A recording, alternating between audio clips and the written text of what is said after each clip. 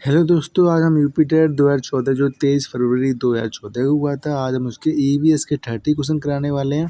ठीक है, ये आपके लिए काफ़ी ज़्यादा इंपॉर्टेंट होने वाले हैं क्योंकि यूपी टेट में जो आपके पीवाईक्यू हैं वो रिपीटेड होते रहते हैं। ठीक है, आपके आराम से 5 से 10 क्वेश्चन आपको यूपी टेट में रिपीटेड मिल ही जाते हैं। ठीक है, तो आपके लिए वीडियो काफ़ी इंपॉर्टेंट होने वाली है। वीडियो को पूरा देखें और ये PDF आपको हमारे टेलीग्राम चैनल पर मिल जाएगी। ठीक है, उससे ज्वाइन हो जाए।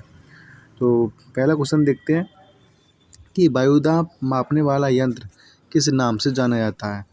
Barometer, seismograph, thermometer, hygrometer.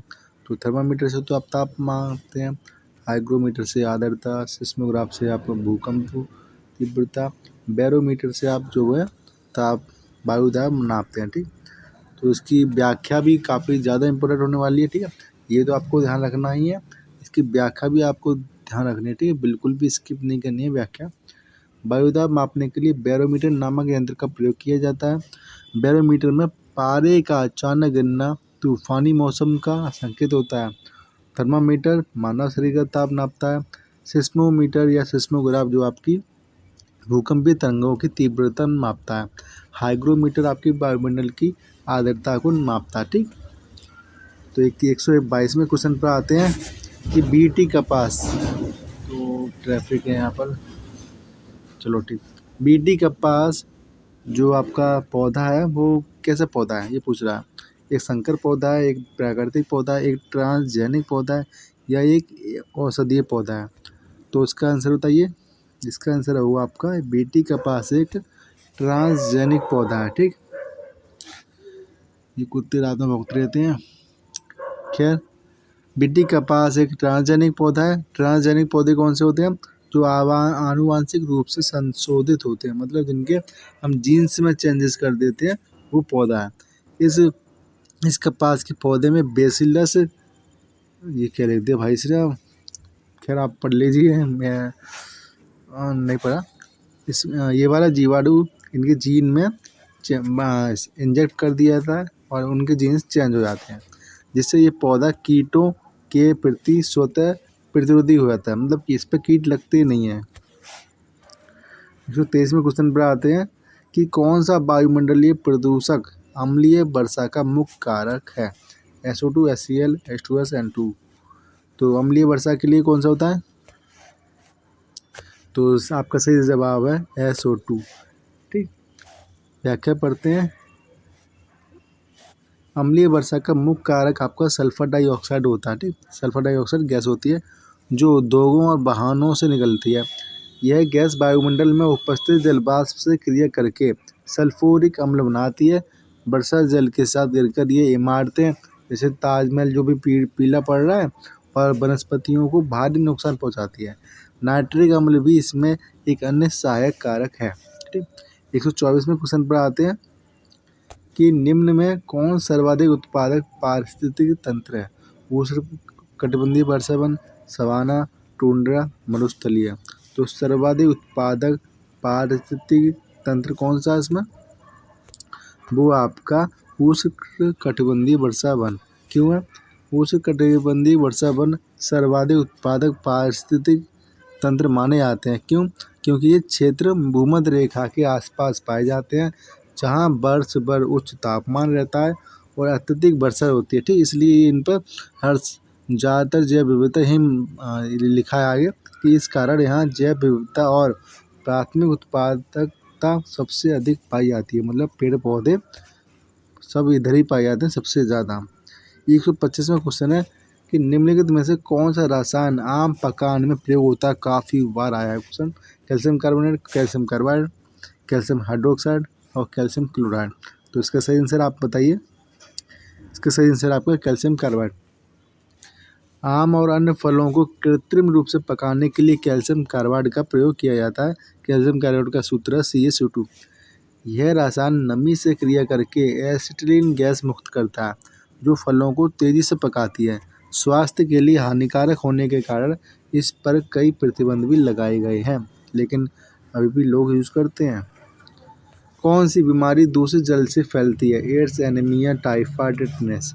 ठीक, ये पिछली बार यूपी टेट में आया था, मतलब इससे पहले जो हुआ था 2013 वाला। ठीक, टाइफाइड। टाइफाइड जो है आपके दूषित जल और दूषित भोजन के सेवन से फैलने वाला रोग है। यह साल्मोनेला टाइफी नामक जीवाणु के कारण होता है। इसे मियादी बुखार भी कहते हैं, ठीक है। हैजा, पीलिया, पेचिस भी दूषित जल से होते हैं। हैजा, ठीक है। इसका आपकी व्याख्या भी ध्यान रखने में पहले बोल चुका हूँ। 127वां क्वेश्चन देखते हैं कि निम्नलिखित में से कौन ग्रीन हाउस गैस नहीं है। ये भी पिछली बार आया था, हमने पिछली जो 2013 का यूपीटेट का PYQ सॉल्व करे थे उसमें भी ऐसा क्वेश्चन था। SO2 CON2 CH4। तो ग्रीन हाउस गैस आपकी कौन सी नहीं है, वो आपकी CO नहीं है, कार्बन मोनोऑक्साइड। कार्बन मोनोऑक्साइड एक जहरीली वायु प्रदूषक गैस है, परंतु यह सीधे तौर पर ग्रीन हाउस गैस नहीं है। कार्बन डाइऑक्साइड, नाइट्रस ऑक्साइड, ठीक, और आपका मैथेन, जलवाष्प, क्लोरोफ्लोरोकार्बन, ये प्रमुख ग्रीन हाउस गैस हैं जो ग्लोबल वार्मिंग के लिए जिम्मेदार हैं। 128वें क्वेश्चन पर आते हैं, इनमें से कौन द्विबीजपत्री पौधा है। ये भी कई बार आया हुआ। बांस, गन्ना, केला, सरसों। तो इसका सही आंसर बताइए। इसका सही आंसर आपका सरसों। सरसों जो आपका द्विबीजपत्री पौधा है। जिन पौधों के बीजों में दो समान दल या पत्र होते हैं उन्हें द्विबीजपत्री कहते हैं। जैसे चना, मटर, अरहर, सरसों। बांस, केला, गन्ना ये एक बीजपत्री पौधों के उदाहरण हैं, ठीक है। 129वें क्वेश्चन पर आते हैं, पौधों में जल का अधिग्रहण किसके द्वारा होता है। Phloem, palisade, cambium, xylem. तो इसका सही आंसर आपका है जाइलम, ठीक। जा से जल, जा से जाइलम।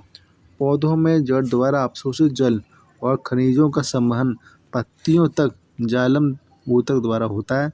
फ्लोएम ऊतक द्वारा बनाए गए भोजन को पौधे के अन्य भागों तक पहुंचाने का कार्य करता है, ठीक। आपका जाइलम करता है जल का अधिग्रहण, और जो फ्लोएम आपका जो आपका खाना बनता है, भोजन बनता है पत्तियों में, उनको उस भोजन को पौधों के अन्य भागों तक पहुंचाता है फ्लोएम। 130वां क्वेश्चन देखते हैं कि कौन सा प्रथम साहित्य स्रोत है। ऋग्वेद, यजुर्वेद, सामवेद, अथर्ववेद। तो इसका सही आंसर आपका है ऋग्वेद। ऋग्वेद भारत का ही नहीं बल्कि पूरे विश्व का प्रथम और सबसे प्राचीन साहित्यिक स्रोत है। इसमें कुल 10 मंडल हैं तथा 1028 सूक्त हैं। गायत्री मंत्र का उल्लेख भी ऋग्वेद के तीसरे मंडल में मिलता है। सामवेद संगीत से संबंधित है। यजुर्वेद आपकी यज्ञ विधियों से संबंधित है। अथर्ववेद आपके औषधि और तंत्र मंत्र से संबंधित है, ठीक है। 131वें क्वेश्चन की बात करते हैं, वायुमंडल में 99% भाग पर किन दो गैसों का विस्तार है। ओजोन एवं ऑक्सीजन, कार्बन डाइऑक्साइड एवं ओजोन, ऑक्सीजन एवं नाइट्रोजन, और ऑर्गन एवं ओजोन। ऐसा ही क्वेश्चन जो 2013 वाले रिपीटेड में आया था। वायुमंडल के कुल गैसीय मिश्रण के 99% भाग पर केवल दो गैसें विस्तृत हैं। नाइट्रोजन आपकी 78% है लगभग, और ऑक्सीजन आपकी 21% है, ठीक। इन दोनों को मिलाकर 99% गैस हो जाती है। शेष 1% में ऑर्गन है, आपकी आर्गन है 0.93%, कार्बन डाइऑक्साइड आपकी 0.03% तथा अन्य सूक्ष्म गैसें भी पाई जाती हैं। 132वें क्वेश्चन पर आते हैं, पर्यावरणीय अध्ययन में शैक्षणिक भ्रमण का मूल उद्देश्य क्या है। बच्चों की ऊर्जा को विकसित करना, सामाजिकरण को बढ़ावा देना, छात्रों के लिए प्रत्यक्ष अनुभव देना, या टीम भावना बढ़ाना, ठीक है। इसमें आपको देख रहे हैं कि सारे के सारे पॉजिटिव पॉइंट लिखे गए हैं, आप उसको काट नहीं सकते कि ये वाला नहीं हो सकता, ठीक। फिर भी इसका सही आंसर बिल्कुल होगा छात्र के लिए प्रत्यक्ष अनुभव प्रदान करना, ठीक। पर्यावरणीय अध्ययन में शैक्षणिक भ्रमण का मुख्य उद्देश्य छात्रों को प्रकृति और पर्यावरण के घटकों का प्रत्यक्ष अनुभव कराना है। इससे बच्चे वस्तु को देखकर स्पर्श करके सीखते हैं, ठीक है। अब हम आते हैं 133वें क्वेश्चन पर कि 33वां क्वेश्चन, ठीक है। कार्य के रूप से शुष्क मिट्टी की क्या विशेषता है। इसको कैसे पहचानेंगे, शुष्क मिट्टी को कैसे पहचानेंगे। उसमें अधिक जल होगा, नहीं शुष्क है तो अधिक कहाँ होगा। मिट्टी में लवण सांद्रता अधिक होगी।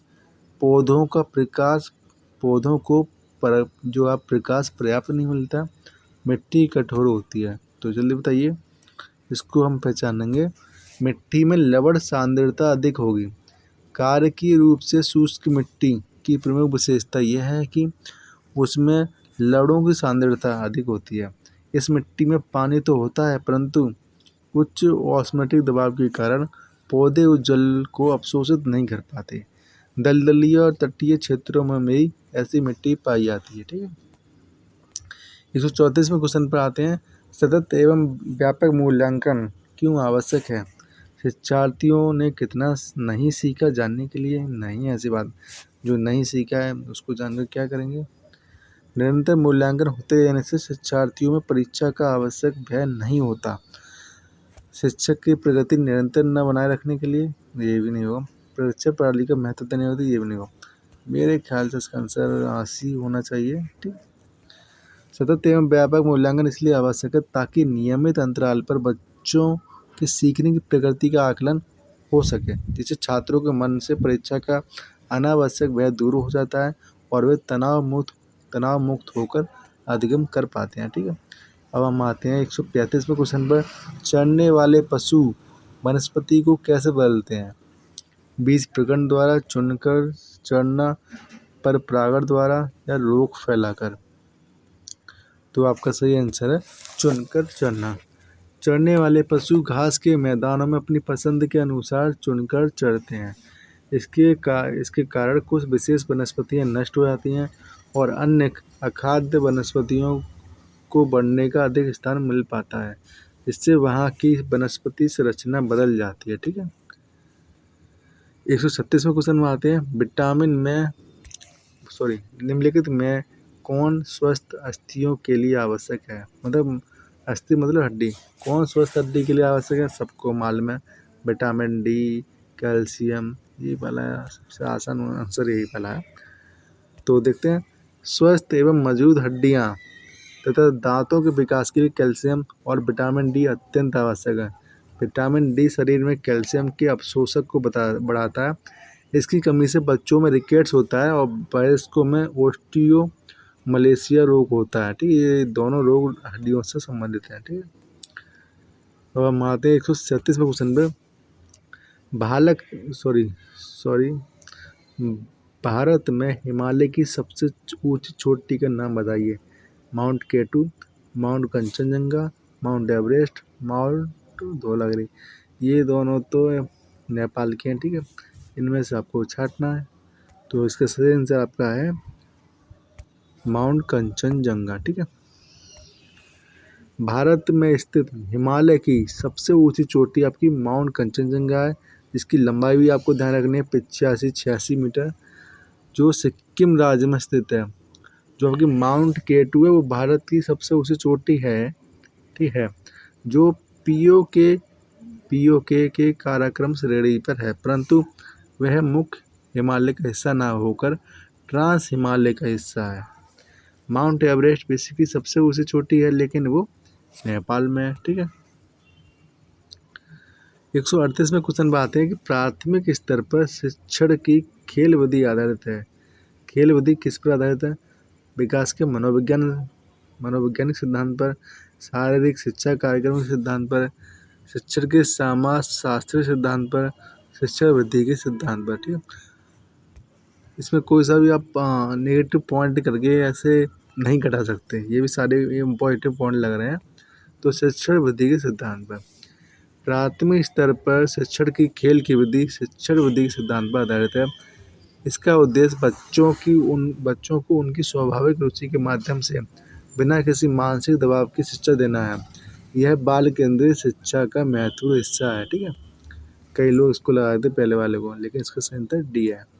139वें क्वेश्चन पर आते हैं कि वायुमंडल की सबसे निचली परत क्या है? पिछली बार क्वेश्चन आया था कि वायुमंडल की उसके ऊपर आया था, मध्यमंडल के ऊपर आया था। ठीक है।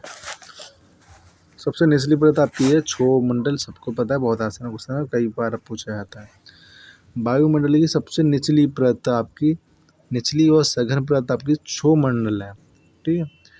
मौसम से जुड़ी सभी घटनाएं जैसे बादल बनना, बारिश होना, कोहरा, आंधी तूफान आना, ये सभी क्षोभमंडल में होती हैं। इसके ऊपर समताप मंडल स्थित है जहाँ ओजोन परत पाई जाती है। ये क्वेश्चन काफ़ी बार पूछा जाता है। फिर से हम कह रहे हैं व्याख्या काफ़ी ज़्यादा इम्पोर्टेंट है। विटामिन सी की कमी से होने वाली बीमारी का क्या नाम है? स्कर्वी, बेरी रतौंधी या थकान। तो इसका सही आंसर आपका होगा ए, विटामिन सी की कमी से आपकी स्कर्वी रोग होता है। ठीक है, विटामिन सी इसका जो रासायनिक नाम है एस्कॉर्बिक एसिड, ध्यान रखें, की कमी से स्कर्वी नामक रोग होता है जिसमें मसूड़ों से खून आता है और घाव हो जाता है मसूड़ में, और जो आपके घाव हैं वो जल्दी नहीं बढ़ते हैं। ठीक, खट्टे फल जैसे आंवला, नींबू, संतरा में विटामिन सी मुख्य रूप से पाया जाता है। विटामिन ए से रतौंधी होता है और विटामिन बी1 से बेरी होता है। ये कुकुर वहाँ से पता नहीं डिस्टर्ब करने लगते हैं। ठीक है, कुकुर पैसा। तो 141वां क्वेश्चन है, भारत की प्रथम महिला IPS अफसर कौन है? कई बार पूछा गया है। प्रतिभा पाटिल, किरण बेदी, पद्मजा नायडू या फिर हंसा मेहता। तो सही आंसर आपका सबको पता है किरण बेदी, इनके ऊपर तो मूवी बना दी है काफ़ी बार। तो भारत की प्रथम महिला IPS अधिकारी किरण बेदी हैं जिन्होंने 1972 में ये गौरव प्राप्त किया था। प्रतिभा देवी सिंह पाटिल भारत की प्रथम महिला राष्ट्रपति थी और पद्मजा नायडू पश्चिम बंगाल की पहली महिला राज्यपाल थी। ठीक है, असम का प्रसिद्ध एक सींग वाला जो गैंडा है किस वन्यजीव अभयारण्य में पाया जाता है? सबको मालूम है, काजीरंगा, कान्हा, किसली, गिर जंगल या फिर मानस। तो बहुत इंपॉर्टेंट क्वेश्चन है काजीरंगा। असम में स्थित काजीरंगा राष्ट्रीय उद्यान एक सींग वाले गैंडे के लिए फेमस है। ठीक है, गिर जंगल आपको गुजरात में एशियाई शेरों के लिए फेमस है और कान्हा किसली जो आपका है मध्य प्रदेश में बाघों के लिए प्रसिद्ध है। ठीक है, 143 पर आते हैं कि निम्नलिखित में से कौन सा आग्नेय चट्टान का उदाहरण है? चूना पत्थर, ग्रेफाइट, बेसाल्ट, सेटाल, उससे लेट। तो आपका सही आंसर है बेसाल्ट। ठीक है, आग्नेय चट्टान का उदाहरण आपका बेसाल्ट है। बेसाल्ट आग्नेय चट्टान का एक प्रमुख उदाहरण है। ज्वालामुखी उद्गार के समय निकलने वाला लावा ठंडे होकर जमने से इन चट्टान का निर्माण होता है, जैसे बेसाल्ट और ग्रेनाइट। ठीक है, चूना पत्थर अपसादी चट्टान है और स्लेट कायांतरित चट्टान है। ठीक है, व्याख्या जरूर ध्यान रखें। पृथ्वी के वातावरण की किस सतह में ओजोन परत पाई जाती है? Troposphere, mesosphere, stratosphere, ionosphere. ठीक है, अब देखो यहाँ पर आपने हिंदी के नाम नहीं लिखे हैं। ठीक है, समताप मंडल ने लिखा है, आयन मंडल ने लिखा है। ठीक है, इसलिए आपको इंग्लिश के टर्म्स जरूर मालूम होने चाहिए, नहीं तो एक आपको आता हुआ क्वेश्चन यहाँ पर आपका जा रहा है। क्यों? क्योंकि आपको इंग्लिश टर्म नहीं मालूम है, नहीं तो आपको पता है इसका आंसर ओजोन परत कहाँ पाई जाती है। ठीक है, सबको पता है कि ओजोन परत समताप मंडल में पाई जाती है, लेकिन यहाँ समताप मंडल नहीं लिखा है ऑप्शन में। तो सही आंसर आपका है स्ट्रेटोस्फियर। ओजोन परत वायुमंडल के स्ट्रेटोस्फियर मतलब समताप मंडल में पाई जाती है। यह परत सूर्य से आने वाली हानिकारक पराबैंगनी किरणों को अवशोषित कर हमारी रक्षा करती है। ट्रोपोस्फियर को क्षोभ मंडल कहा जाता है। ठीक है, 145वें क्वेश्चन पर आते हैं कि सिख धर्म के संस्थापक कौन है? कई बार आया है, गुरु तेग बहादुर, गुरु अर्जुन देव, गुरु गोविंद सिंह, गुरु नानक देव। तो इसका सही आंसर आपका है गुरु नानक देव। ठीक है, सिख धर्म के संस्थापक और सिखों के प्रथम गुरु गुरु नानक देव जी हैं। उनका जन्म 1469 में तलवंडी में हुआ था। अब ननकाना साहिब पाकिस्तान में है वो। गुरु गोविंद सिंह जी सिखों के 10वें और अंतिम गुरु थे जिन्होंने खालसा पंथ की स्थापना की थी। ठीक है, 146वां क्वेश्चन है कि भूकंप की तीव्रता मापने वाला यंत्र कौन सा है? फिजियोग्राफ, कार्डियोग्राफ, सिस्मोग्राफ, बैरोग्राफ। सही आंसर आपका है सिस्मोग्राफ। ठीक है, भूकंप की तीव्रता तथा तरंगों को मापने के लिए सिस्मोग्राफ नामक यंत्र का प्रयोग किया जाता है। इसके ग्राफ पर तीव्रता मापने के लिए रिएक्टर पैमाने का उपयोग किया जाता है।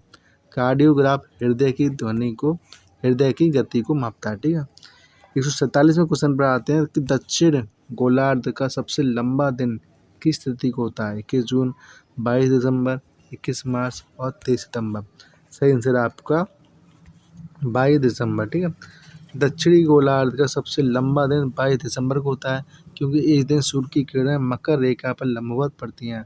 इसे मकर संक्रांति भी कहते हैं। इसके विपरीत 21 जून को उत्तरी गोलार्ध का सबसे लंबा दिन होता है। ठीक है, 147 की बात करते हैं कि सत्यार्थ प्रकाश के लेखक का नाम बताइए। कई बार आया है, स्वामी दयानंद सरस्वती, महात्मा गांधी, विवेकानंद जी और राजा राम मोहन राय। तो सही आंसर आपका है स्वामी दयानंद सरस्वती। प्रसिद्ध ग्रंथ से सत्यार्थ प्रकाश के लेखक स्वामी दयानंद सरस्वती हैं।